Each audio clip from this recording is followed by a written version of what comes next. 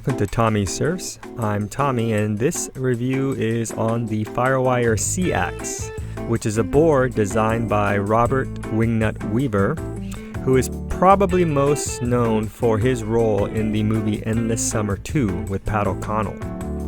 If you haven't seen the movie, I recommend that you do because it is very funny.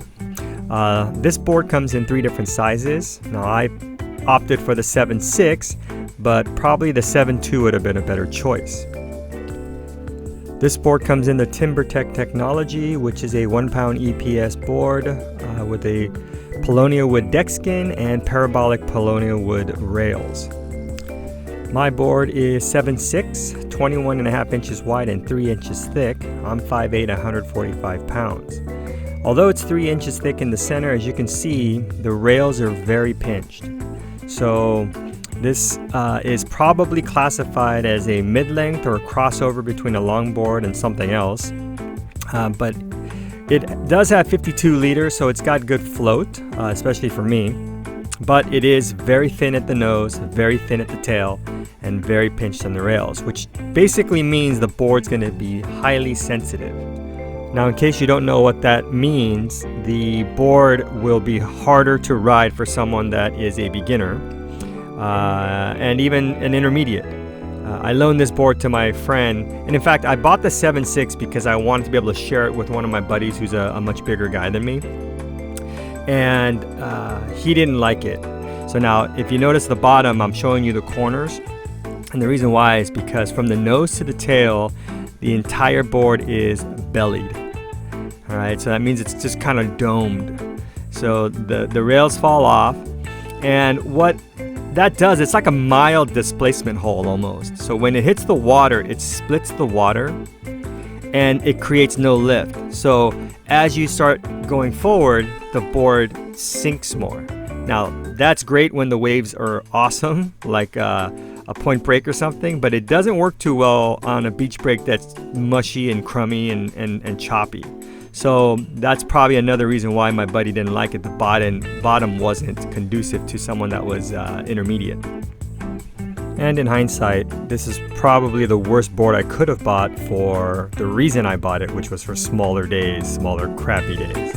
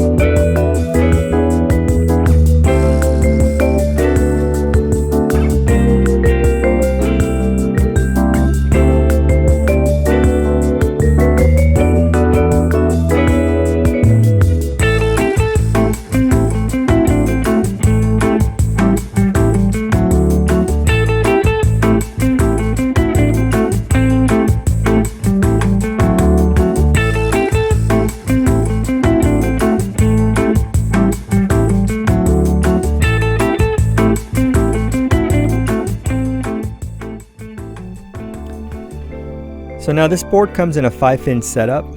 So the Seaxe catches waves pretty easily, but if you notice, I was kind of, I don't know how to describe it. So when I go rail to rail, it's really sensitive. So when I put pressure on my toes, like I would on a shortboard, let's say a bottom turn, the board wants to fall over. And so that's probably an issue that is specific to me because I'm trying to surf it like a shortboard and not like a mid-length or a longboard. The one thing about this board is it does glide well, so when you see kind of the longer lined up waves, even though they're small, when you see me kind of in a squatted position, you'll see me trim and it just literally just glides, and it feels like, one, it feels like you're in the wave because of the fact that it's bellied, so you kind of sit a little bit deeper, you're not on top of the wave. And I could see how this might work really well at like a Malibu, Rincon, church. So I might have to take it down to church one time.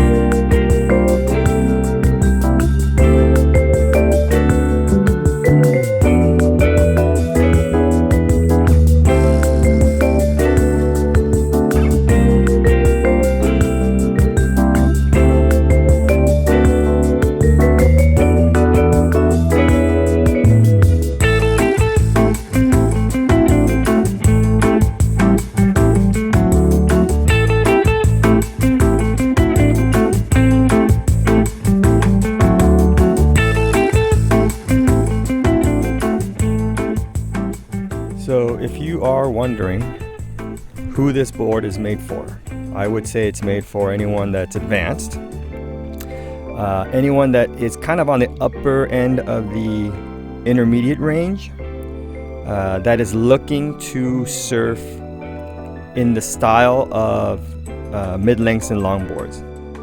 Now, if you ultimately want to go to a shortboard, this isn't it.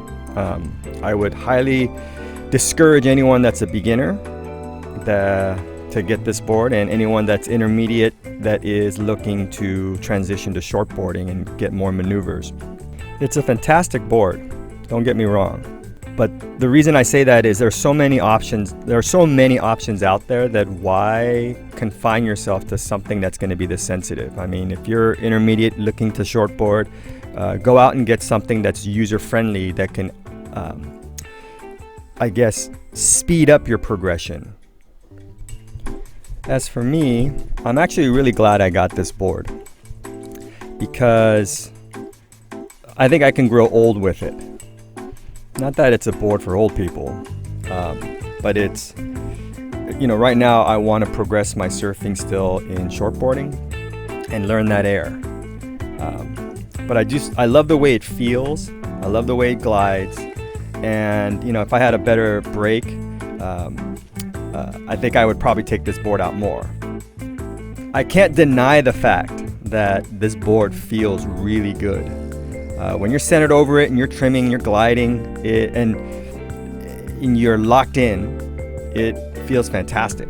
So, yeah, I would, anyone who's looking for a mid-length, I think this is a really good option. So I hope this video helped. I don't see too many videos out there on the Seaxe, so just wanted to add something.